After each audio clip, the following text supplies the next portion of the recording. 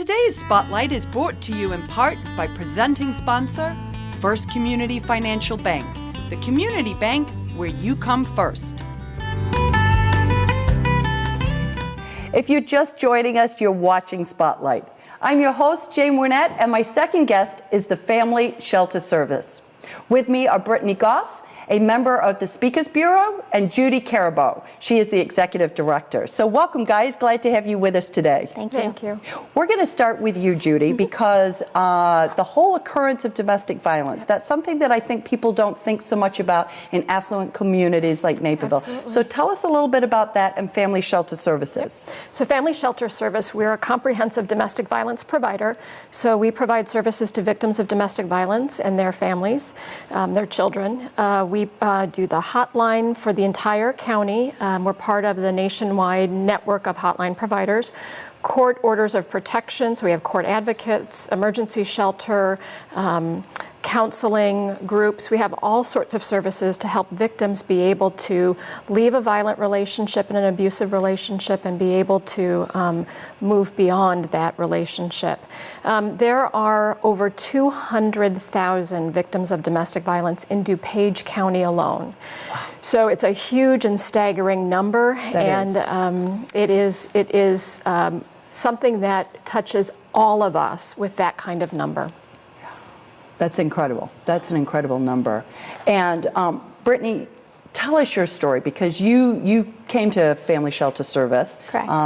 Talk to us a little bit, share a little bit, if you would, about your story. Absolutely. I was married to someone, and it was a very violent relationship. It didn't start that way, but over the course of a year, the level of intensity grew to the extent that the final incident, I was being held down in my vehicle and was being beaten to the point of losing consciousness. I ended up with a broken eye socket and a couple concussions, and took several months of healing, but through that was the final incident, and so it was just kind of a build-up until that point. Tell us, if you would, how did you connect with Family Shelter Service? After that final incident in May of 2009, I sought medical attention at Good Samaritan Hospital. It was there that I found on the back of the bathroom door information for Family Shelter Service. In addition to that, when I was talking to the doctor and the nurse, they both also informed me of the resources that were available to me. From that point, I called the hotline number and was very shortly after involved in my first group session, which over the next 4 weeks, we went over the cycle of abuse, and for the first time was sharing the secret that I was holding. How did that feel? Overwhelming at first. Yeah, but helpful. Absolutely. Okay. Judy, tell us a little bit more. Thank you for sharing your story. Tell us a little bit more about some of those services. Give us a little bit more of an idea of specifically on the ground what's offered. Yeah, well, it really depends on where a woman is at in her journey. And we don't only offer services for women and children. About 7% of our clients are men. So domestic violence is a very diverse profile for the victims and survivors of domestic violence. There's also no real profile for a perpetrator either. And so, you look at somebody like Brittany, quite frankly, and you just, at first blush, don't even imagine that somebody like Brittany would be a victim of domestic violence. And that's what makes this so difficult for all of us to be able to talk about. There's a lot of shame that goes along with this, kind of being in this victim role. And so a lot of our services are around providing that emotional support for people to be able to tell their story. What Brittany did required an awful lot of courage to be able to pick up that phone and make that call and to be able to say, this is not okay. And a lot of what we do is to provide that emotional support and be able to help give people what their options are and be able to help them kind of figure out how to make those decisions. Meet them where they are. Exactly. That's critical. Yeah. That's critical. And we have one shot. In Brittany's case, we had 8 domestic violence homicides in DuPage County alone last year. And the story of what Brittany's talking about is not uncommon. And we've got one shot on that hotline phone call to be able to help somebody get to safety. Okay, that's incredible.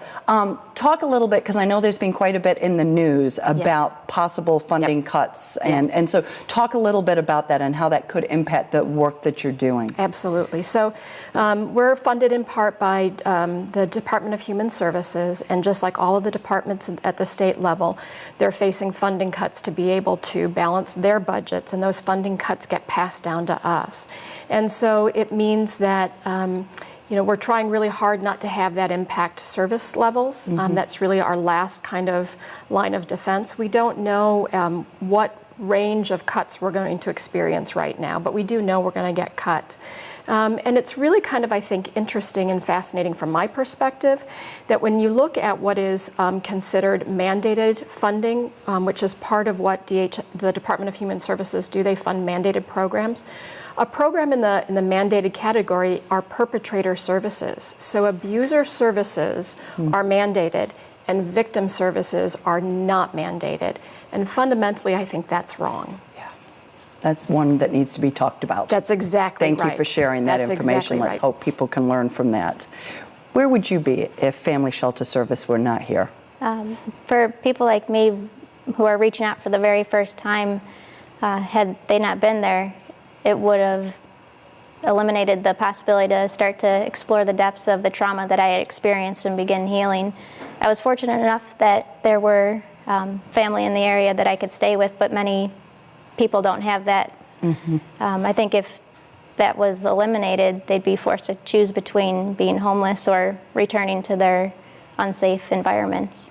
Not a good choice. No. No good choice. Talk a little bit as we just wrap up here real quick. How can people get involved? How can they support the work that you're doing? How can they work on behalf of folks like Brittany? Absolutely. Well, there's several ways that come to mind right away. First, we are doing an advocacy campaign to reach out to legislators to let them know the importance of Family Shelter Service. There's an electronic postcard on our website. You can donate on our website. We also have a gala that's coming up that's very important to our bottom line. That's on April 17th. It's at the Abington, and it's called The Secret Garden. Oh, what an appropriate name. Isn't it? Yes, very appropriate name. I want to thank you. I want to really thank you for coming on and sharing your story. That's a brave move, and I hope that we have encouraged people to really get behind and learn more. So for more information about Family Shelter Services and the good work that they're doing in the community, please visit their website. Please consider doing the advocacy card, and please think about their events and how you can support. We're going to take a short break. We're going to be right back after these messages with more Spotlight.